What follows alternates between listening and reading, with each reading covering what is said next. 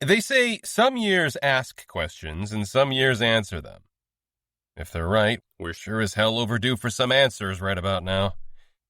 Tomorrow, the world will mark the 3rd anniversary of our hollow victory over Ignacio Zola.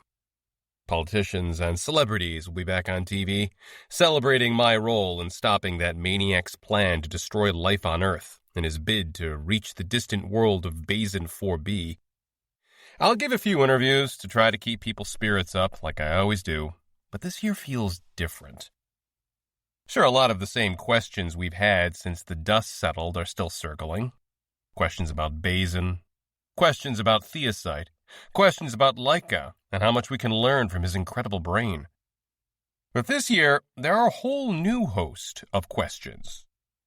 Questions about the changes everyone can see in the world around us. Questions about what else some people might know. Questions about a loose bundle of inexplicable phenomena, none of them positive that the media has given a simple name: the Anomaly. Ray, snap out of it, Eva says, clicking her fingers a few inches from my ear. I know it's hard, but if we want Joe to have a nice few hours without all the worries, we need to shake them off first. He'll see our faces and follow our lead. I blink the thoughts away. She's right. We're already on the verge of being late, and I've spent more than enough time gazing dumbly at my shoes anyway. I'll heat up the car, I tell her. I grab my phone from my pocket to open the car control app. My home screen tells me there are 80 new message notifications since I last marked them all as read, which can't have been more than an hour ago. I do that again, and set the car to warm up before we get in. Lorian is already here to babysit Scarlett, which is good for everyone. We're going to an information morning at the preschool Scarlett will be starting soon, then taking Joe for a milkshake afterwards. We try to have some deliberate time with just Joe every week, and Lorian makes that possible.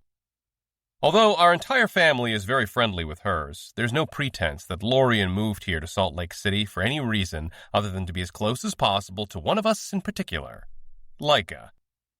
That works out well for everyone, since she's one of his favorite people in the world. The progress they've been making with the neurotranslator is incredible. And it definitely comes in handy that Lorian is one of the few people Scarlett is comfortable being left with, too.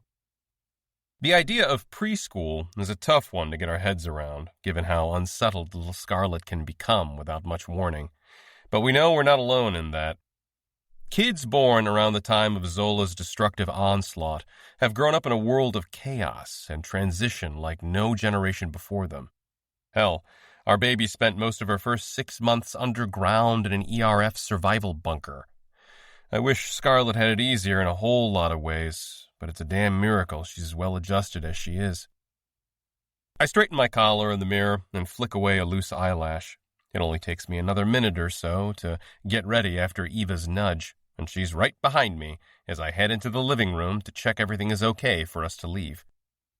The sight that greets me is one I wouldn't have believed a few years ago, but it's par for the course by now. Lorian is on the couch with a notepad, watching closely as my 2.5-year-old daughter plays a tile-matching memory game with our blue and yellow pet macaw.